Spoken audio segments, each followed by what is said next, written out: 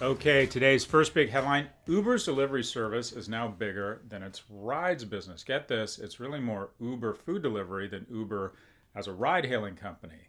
In groundbreaking news only for CNBC, by the way, they banned me and they haven't asked me back. It turns out that during a lockdown and amid a pandemic, consumers are ordering more food and also booking less rides. That kind of makes sense. Ride hailing bookings were down 73%.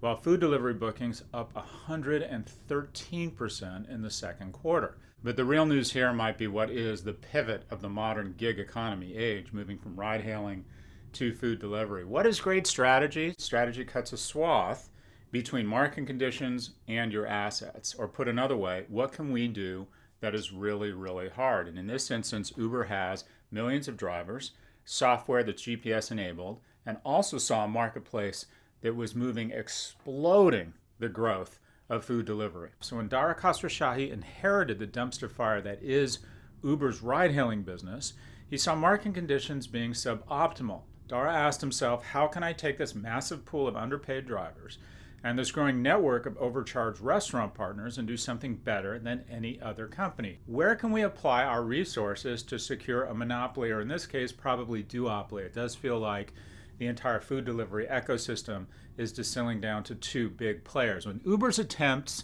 at swaying food delivery prom queen Grubhub failed, which by the way we predicted wouldn't happen, it quickly moved on to the next best option and acquired Postmates. The $2.6 billion acquisition cemented Uber as a likely winner in food delivery. Will the sugar high that COVID has provided for food delivery volumes last? And will ride-hailing volumes stay depressed? These changes are cyclical and structural. We probably won't get as much food delivered in the future as millennials transition from sourdough starter kits to Martha Stewart cookbooks. I don't think they're ever going to go that way. But anyways, we probably will start booking more rides in the future, but don't expect either to return to their pre-COVID days. In sum, the gangster pivot of the last 5 years might be Uber going from a ride-hailing company to a food delivery company, but what remains the same? Software that exploits the American worker, that arbitrages their need for flexibility for suboptimal wages and dignity of work.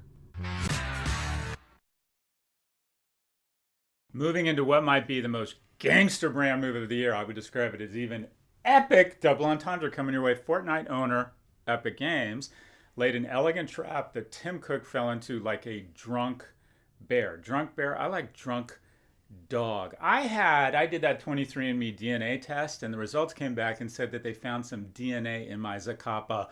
Boom! You missed that kind of substance abuse humor. Moving on.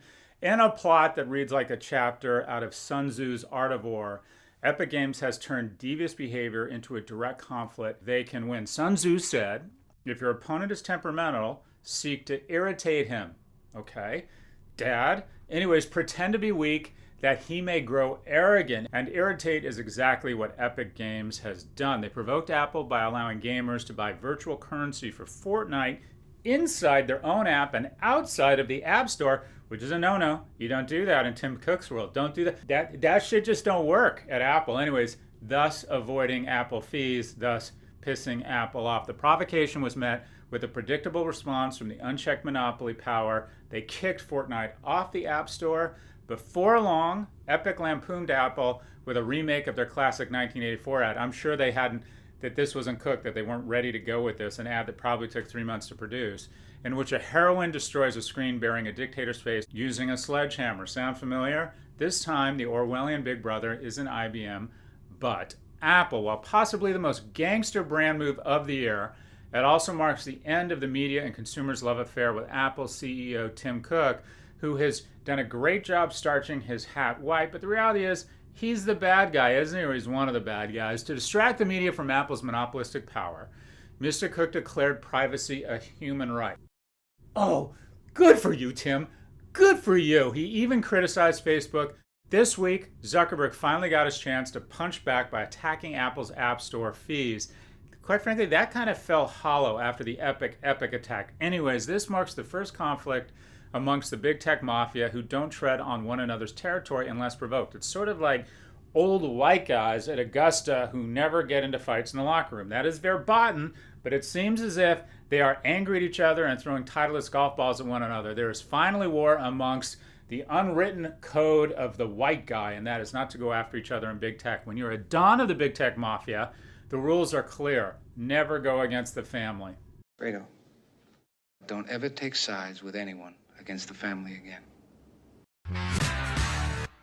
We've received a lot of questions about school from parents conflicted about sending their child to elementary school. First off, don't make the mistake of conflating the decision and the calculus of higher ed with K through L. The situation is entirely different. K through 12 has huge implications on families' economic well-being and also developmental disability among our nation's most vulnerable, our children. Missing college is a bummer, but 18-year-olds have been asked to make much worse, greater sacrifices throughout history. If there is a cohort that could absorb this type of disappointment, it's probably college kids who tend to come from upper middle and wealthy households, can take care of themselves, and not being able to go back and party at their fraternity in Tulane. In addition, the college experience that awaits those going back is incredibly impaired. This will be college basically in a hazmat suit.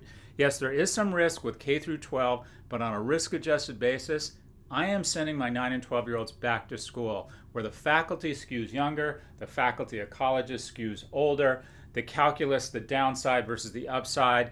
Universities are about to become cruise ships and senior centers, and that we might become the new vessels of transmission. The same bullshit, arrogance, and denial that has infected the Trump administration has now infected university leadership, who are thinking with their pocketbooks and not their conscience. Now that fall tuition deposits are in, we're going to continue to see schools pull back from their plans to open. In other words, they're walking back their incredibly strident, stupid statements. What have the schools with the strongest epidemiology departments been doing? Simple. They have decided to close.